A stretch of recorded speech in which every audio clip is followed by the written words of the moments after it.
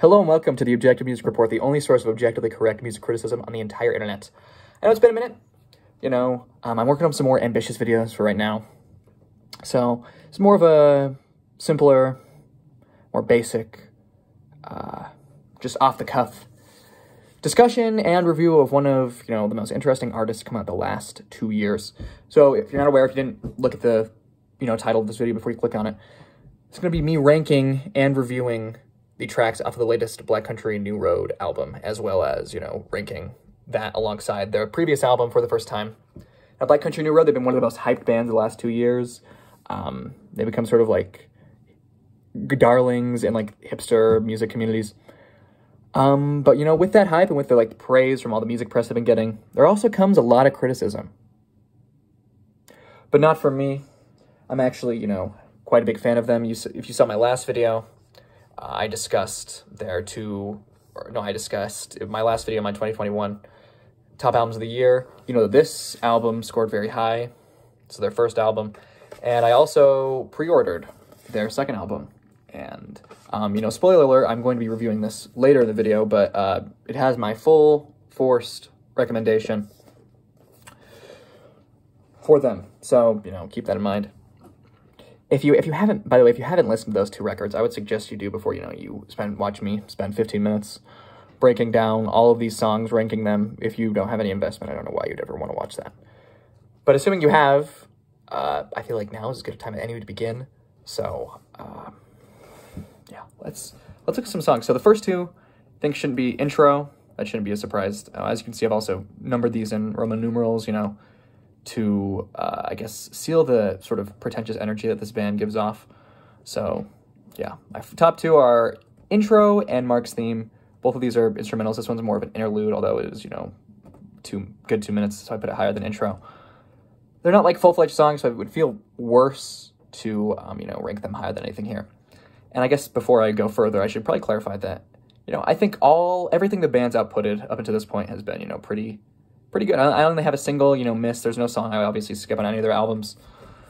Obviously, with a smaller catalog, that's easier to do. But I think this has been, there's a single song I dislike.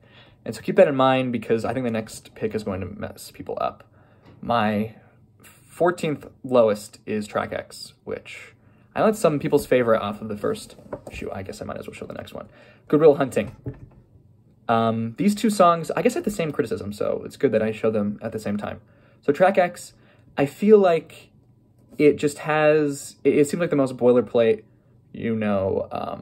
song on that entire record. I feel like it has the most simplest structure in terms of, I think it feels more like a natural verse, chorus, verse, with a very singular pulsating riff all throughout. I feel like in terms of just how creative a lot of the other songs are, this feels like the most obvious choice to put as the lowest. But I mean, some people, obviously it sounds very nice. And, I think there's some interesting things they do with the lyrics, the chorus where he just leaves an unfinished sentence. I think that's interesting. And really, Good Will Hunting, I think it is a more complete, fully, thought through song than track X. But obviously I think it is more of a traditional, pop song. I think it's something you could see, being on the radio maybe in an alternate universe. Actually, that's probably not even true. I wouldn't be surprised if I saw this on the radio. Maybe a little long. But, yeah, I think these are both two of the more, poppier, accessible songs. So if you want to show a friend, Black Country New Road, I get them into these two songs. But, I think just in terms of, relative to their other output, they're not as creative as the things we're going to be getting to right after this. So after this, we have Instrumental, which is the opening track on For the First Time. And it's kind of some functions of introduction, but it is, much longer. And the instrumental itself is, so energetic, so, rhythmic, so exciting, that I feel like it would be, a shame to not put it any lower. But obviously, at the same time, it is just an instrumental in the sense that there's not going to be, any lyrical depth. I mean, for some people, they have definitely dislike Isaac's voice, so maybe that's the selling point, that it doesn't have him on it. But, someone, a true intellectual who is objectively correct obviously knows that Isaac is a great singer and lyricist. So, it can't be that high. After Instrumental, gotta go with Chaos Space Marine. I was super skeptical of the song when it first came out. It actually made me worried for the rest of the album because it was the first single they released. And I just wasn't feeling it the first time I heard it. But, you know, with time and with listening to it more, I'm like, you know what, the ending is awesome. The, just like the more chamber pop, not very rock-oriented sort of feel to it. You know, there's some comfort, there's a nice warmth to it. And so I think I've come around to the song definitely, but I mean, it's still not, you know, one of my favorites. So there we go. Next song, I believe it's Opus. It's Opus off of their first record, which is the, you know, the closing track. Obviously, I think these are the Opus instrumental and track acts, I think, are the worst of the 6 tracks on For the First Time, which might be a controversial opinion. I know people love all 3 of these songs. But I've never truly seen, you know, Opus as, like, the centerpiece, emotional centerpiece. Some people do see it as, like, you know, like, the climax, the triumphant ending of the album. But I see some of the songs we talk about later as maybe more emotional, more impactful, especially my my favorite song on this album, which I haven't gotten to yet, but I will. Okay. Next we have Haldern, which I think is one of the, like, the more, I guess, rock, maybe, like, heavier riff-oriented tracks of Answer From Up There, which is much less of a rock record than their first one was. I mean, obviously, it's still definitely rock. But maybe less, I guess the first album you'd call post-punk, maybe. I feel like this song, you definitely wouldn't call post-punk. But I think it's more, just, I think the electric guitars take up a much bigger space here, especially with, like, I think they're more distorted. And the riffs are heavier. And, yeah, I think it does one of the more, I mean, Answer From Up There, essentially the point of every single song is to see how can we build to a, you know, climax in the most, you know, without it getting old. And I think Haldern, you know, they kind of do, like, a more standard way of getting there. But, you know, it's still obviously a pretty good payoff. And a pretty emotional, you know, chorus, you know, everything you'd want from a song. I think this is the halfway point. So these are the lower half of their discography, in my opinion. Although I think, you know, I do like all these songs so far. So that's impressive from them already. This next song I know will probably be a shock to some people. The place where he inserted the blade, I obviously couldn't fit the whole thing. And I know this is some people's favorite off of Answer From Up There. But, you know, it's just, I think, how do I put this? I don't think it's as instrumentally creative as some of the later songs we'll be seeing here. I don't think it hits the same emotional core, but I don't think it is, like, as creative, and I think by extension, you know, it doesn't feel maybe as rewarding. But, you know, obviously very emotional. I do think lyrically you could probably say it's definitely one of their better songs. But, you know, not sealing the deal. Obviously, it's a great song. So don't get me wrong with that. But that's why you might, if you're wondering, you know, how I put it so low, that's why. Anyways, next song, Concord. No, I think it was the second single. Maybe it might have been the third single from Answer From Up There. And I love this song.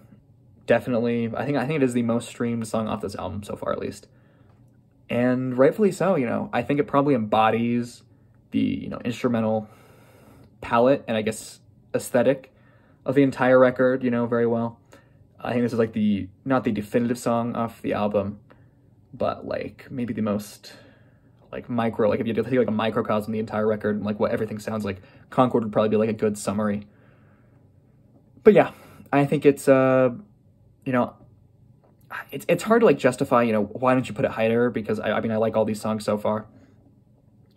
But I guess the reason I'd probably put some of these lower, I don't know, maybe just sheer, I don't feel like it is like the most creative. I haven't had like a big epiphany as I feel like some of these other songs I have. But yeah, don't think I dislike this song. I definitely don't. So anyways, next song, Science Fair. Science Fair, I think, is it starts with such a weird atonal like intro where they're just like playing random notes. It's so, I mean, obviously it's atonal. It's like, sounds terrible, but you know, it's also so kind of somewhat satisfying in a sense. I guess it's a strange way to also start because, you know, you'd think you'd like begin the atonal parts, you know, later when he actually has like the mental breakdown. But I actually think, you know, structuring the, maybe the atonal intro earlier, maybe that like sets like off like an initial discomfort. So then when he has like this existential crisis later in the song, if you haven't heard the song, I would hope you would have.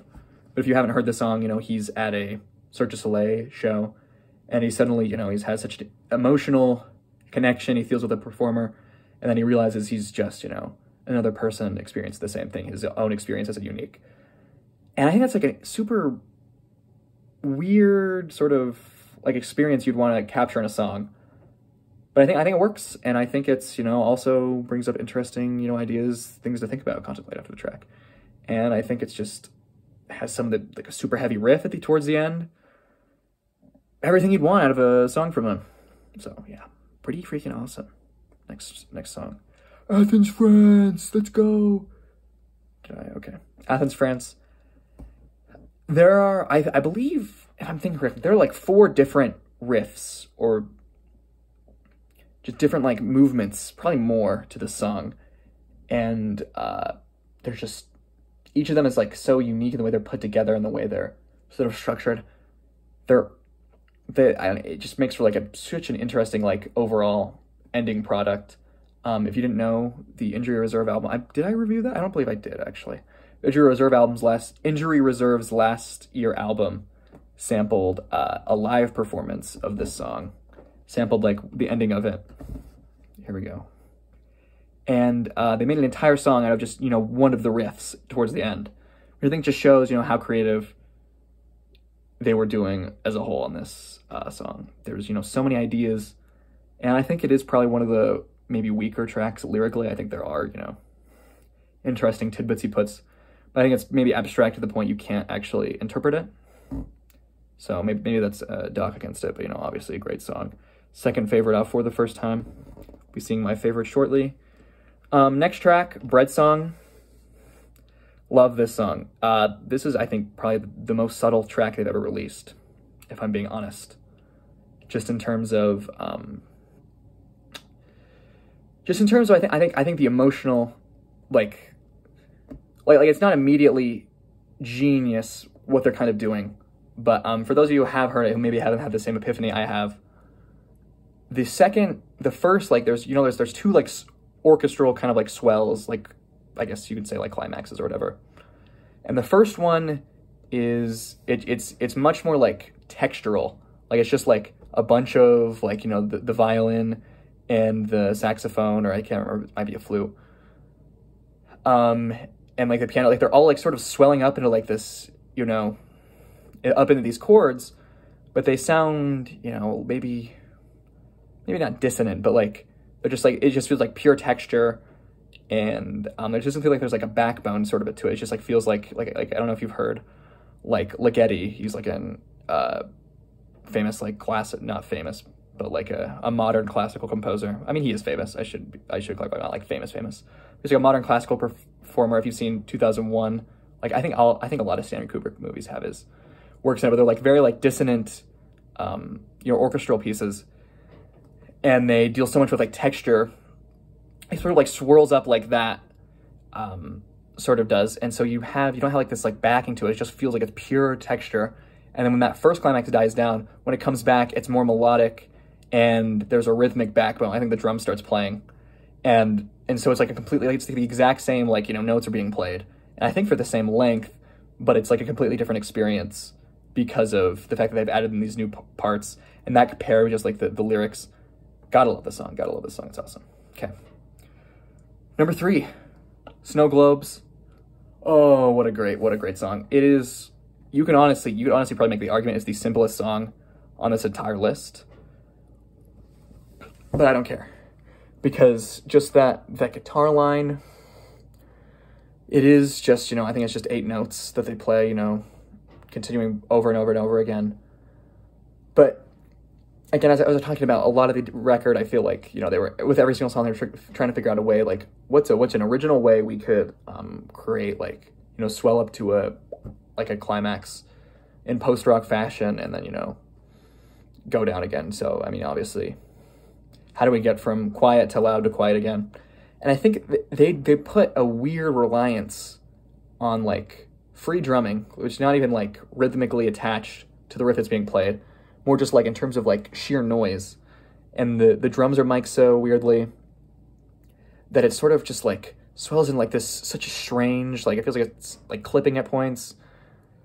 Such a strange, like dynamic climax. And then just paired with like the lyrics, which I think is like more some of the more existential. It just creates this like, you know, euphoric, awesome moment to end the song on. And I think just the combination of all those weird elements makes for like a really interesting song. So yeah. Okay, we're getting very close now. I won't spoil what the 2 songs left, but if you haven't been paying attention, you should know. Number 2 is Sunglasses off of For the First Time. And man, that is a song. So you have the single and you have the album version. I think I've already mentioned that.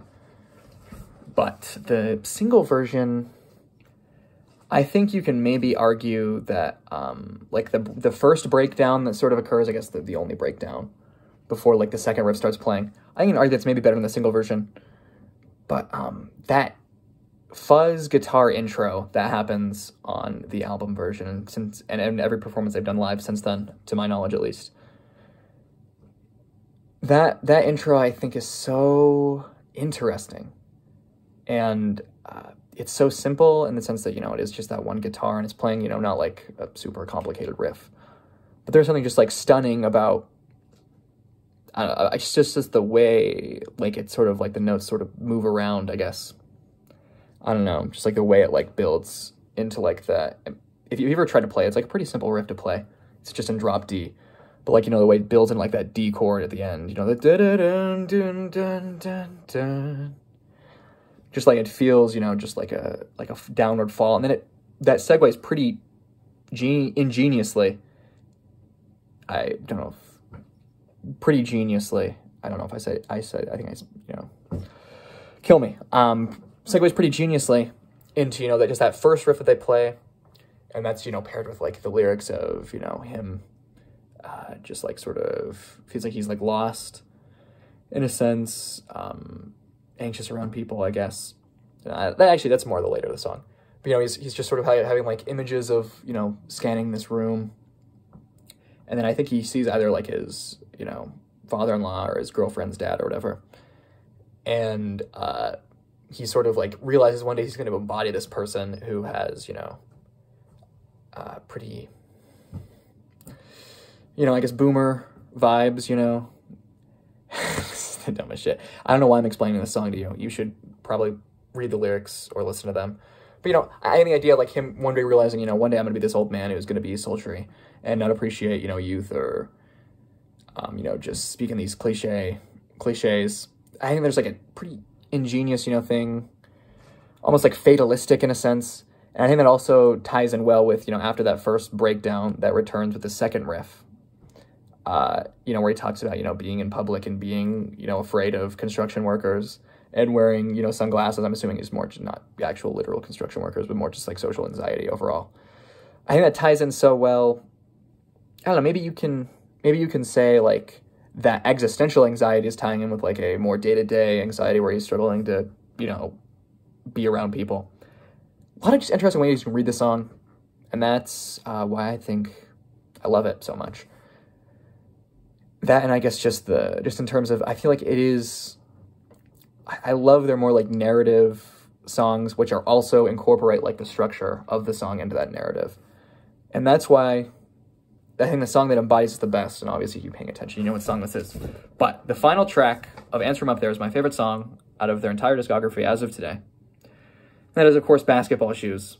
Now, Basketball Shoes, I could rant about even longer. And so I probably will. Basketball Shoes, you know, I think there's ways you can interpret the track. Obviously, you have the original lyrics, which were, you know, about a celebrity crush of Isaac, and they're embarrassing to the point where I don't even know if I want to say them out of, like, privacy. It's not that embarrassing, but it is a little, you know, like, disturbing and creepy in the intentional sense. but that sort of morphed, those original lyrics sort of morphed into like more of like a vague story. And I believe my interpretation of the story is, it initially starts with what it seems like a character reflecting on an image of a failed relationship so far. Concord, I think he mentions, is like a metaphor that moves throughout the entire album of just like a failed relationship. If you didn't know, Concord was a supersonic jet for commercial use that was a huge money sink, and over like 3 decades it lost this company all these like millions and millions of dollars. I think like one of them blew up or something on the runway. So big money sink, big failure in that regard. And so that's analogous to, I think, a relationship where, you know, both parties realize it's failing, but they've invested too much, just a sort of sunk cost kind of idea. And so I think it's dwelling on, the initial start of this song is dwelling on that sort of lost relationship. And then there's what I call my interpretation, and feel free to skip this if you don't want to like be spoiled. Just skip like a minute maybe, I don't know. But then it moves into what I interpret as like a sleep thing, so that I interpret that as like him falling to sleep. And in the middle portion is like that and he's like, you know, happily ranting about, you know, he's found this new love interest, he's never felt like this before, blah, blah, blah. He's so happy. And then it returns to that sleep sequence, but, you know, then it builds up into like this, you know, massive riff. And I interpret that as him waking up. And then, you know, the ending, I think, is like, you know, him truly realizing like, oh shoot, like I was just so happy and that was all just a fantasy. I'll never be this happy, blah, blah, blah. You know, that's kind of how I interpret that ending. Super interesting, super emotional, super heavy, low. I was swept away the first time I listened to this for good reason. And I would recommend, you know, if you haven't listened to their latest album yet, I would definitely do so. Definitely very stirring. I guess now is when I would conclude with my review of this record. I think I've discussed, you know, everything in detail up to this point, so I don't even think I need to say anything else. Giving it a score, I'd probably give it like a 9. I will give it a 9.3. There obviously, I think there are some songs, you know, Good Will Hunting, not the biggest fan of. Yeah, I guess all the songs towards the bottom of the list is what brings it down, you know, from like a perfect score. But obviously, ridiculously good. Ridiculously good. Probably in contention for Best Album of the Year already. And with that concluded, you know, I guess I'll just say, get excited. There are some big things coming to the channel. You know, not every video is going to be as lazy as this. Although this wasn't. This video did take me a few hours to do, just in terms of I had to listen to all their stuff. And then I had to record this take in one take 5 times because I kept deleting the footage on accident. But anyways, big stuff is coming. Comment if you want to see me review something. I don't really care. Bye-bye.